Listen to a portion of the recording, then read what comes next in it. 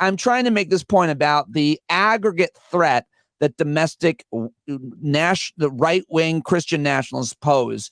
And I just want you to pick it up from there and how absurd this is if you're really looking at the threat matrix. Right. Well, I mean, every single source, and we're not talking about, Antifa research department. We're not talking, not that they're bad. They're actually very good Right. at this research. Yeah. But for people who don't want to listen to the anti-fascist community talk about where the threat comes from, when Christopher Wray is saying it, when the head of the FBI appointed by Trump is saying to Congress, as he has, when the DHS, Department of Homeland Security, which was created in response to 9/11 to obviously deal with that particular kind of threat. And even they're like, yeah, that's not really where the threat's coming from right now.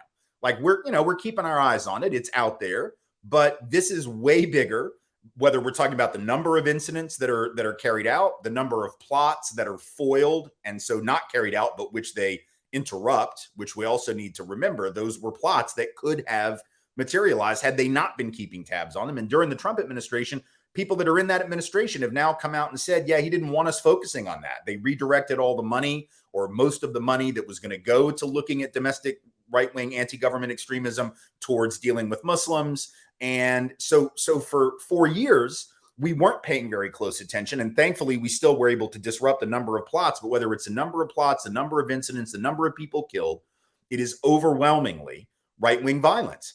And so the idea that 21 years after 9/11, we still think of terrorism, an awful lot of Americans, as having a brown face and being quote unquote foreign and being Muslim is I think pretty revealing. And listen, this is the kind of stuff. Speaking of 9/11, it's one of my clearest memories from that day. I was on 9/11. I was actually in St. Petersburg, Florida, and I was there for 4 days at the Poynter Institute, which is, a journalism institute down there, that we were doing like a 4-day seminar on race and reporting. So it was a very interesting time to be there talking about those issues and how race is represented in the media. And on the second or the third day, I think it was the second day, was 9/11. And we all sort of were scurrying about, and obviously it disrupted the flow of what we were going to do for the week, and it changed the direction of what we were talking about. But we got on Heidi Beirich, who at that time had just started Southern Poverty Law Center, was there, and she got on one of the chat boards that the SPLC, sort of sneaks into and spies on Nazis, and one of those things. I think it might have been Stormfront, or it was one of them. She got on the chat board using her, her fake name or whatever that allowed her access.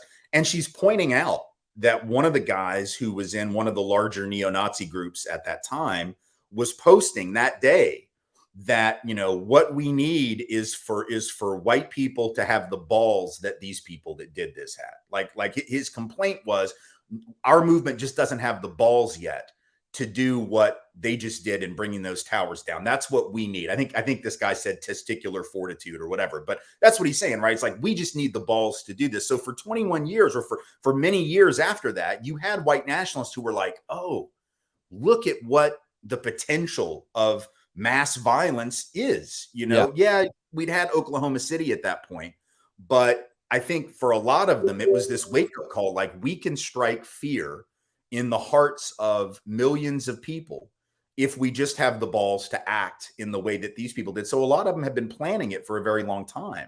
And so I think it's long overdue for us to rethink, obviously, our conceptions of what terrorism is and what the threat is, because when we don't do that, we let down our guard, and we're all at greater risk.